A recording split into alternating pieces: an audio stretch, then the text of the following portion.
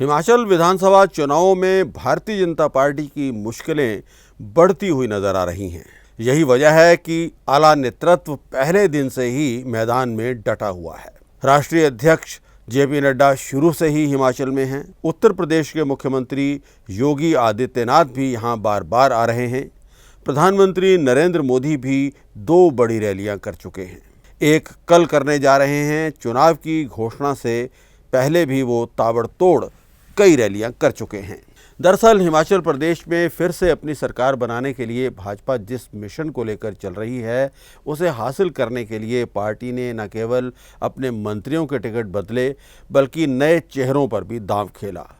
अब जबकि हाईकमान ने रिवाज बदलने के लिए टिकट बदले तो इन सीटों पर जीत की जिम्मेदारी भी उसी की ही बनती है।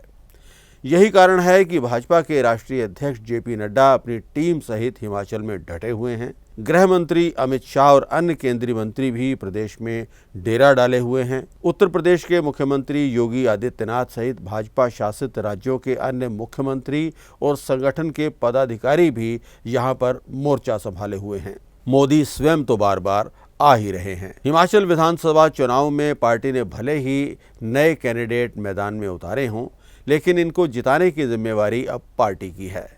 नए कैंडिडेट्स को जिताने के लिए पार्टी का शीर्ष नेतृत्व एक के बाद एक चुनावी जनसभाएं और रैलियां कर रहा है। जिन मंत्रियों की सीटें बदली गई हैं, उनको जिताने की जिम्मेवारी भी हाईकमान की ही है। चुनाव में भाजपा को जिन सीटों पर संदेह है, वहां पर पार्टी हाईकमान खुद फील्ड में डटा हुआ है। प्रत्याशियों को जिताने के लिए केंद्रीय मंत्री अमित शाह से लेकर राष्ट्रीय अध्यक्ष जेपी नड्डा लगातार प्रचार कर रहे हैं। वे स्वयं हर कॉन्स्टिट्यूएंसी में जाने की कोशिश कर रहे हैं। केंद्रीय मंत्री अमित शाह ने करसोग सीट से नए प्रत्याशी दीपराज बंथल के पक्ष में चुनाव प्रचार करके उन्हें जिताने के लिए लोगों से वोट मांगे हैं। शिमला के कसुम्पटी विधानसभा क्षेत्र में पार्टी प्रत्याशी सुरेश भारद्वाज की भी सीट बदल दी गई है, लेकिन उन्हें जिताने की जिम्मेदारी अमित शाह संभाले हुए हैं। उनके पक्ष में वो चुनावी माहौल बनाने के लिए यहां पर चुनावी जनसभा कर चुके हैं। पार्टी के राष्ट्रीय अध्यक्ष जेपी नड्डा भी यहां पर रोड शो कर चुके हैं और चुनावी जनसभा भी कर चुके हैं। इसके अलावा केंद्रीय मंत्री स्मृति ईरानी किन्नौर में पार्टी के प्रत्याशी सूरत नेगी के पक्ष में चुनाव प्रचार कर चुकी हैं। पार्टी ने यहां पर भी नया उम्मीदवार चुनाव मैदान में उतारा है।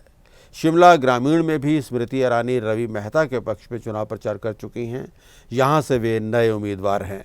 योगी आदित्यनाथ भी चुनाव में उतारे गए प्रत्याशियों के पक्ष में प्रचार करने में जुटे हुए हैं। चुनाव में उतारे गए प्रत्याशियों के पक्ष में वो 12 से ज़्यादा रैलियां कर चुके हैं। योगी ने बड़सर में माया शर्मा के पक्ष में चुनाव प्रचार किया था। सरकाघाट में दिलीप ठाकुर, ज्वाली में संजय गुलेरिया और ज्वालामुखी में रविंद्र रवि के पक्ष में वो चुनाव प्रचार कर चुके हैं।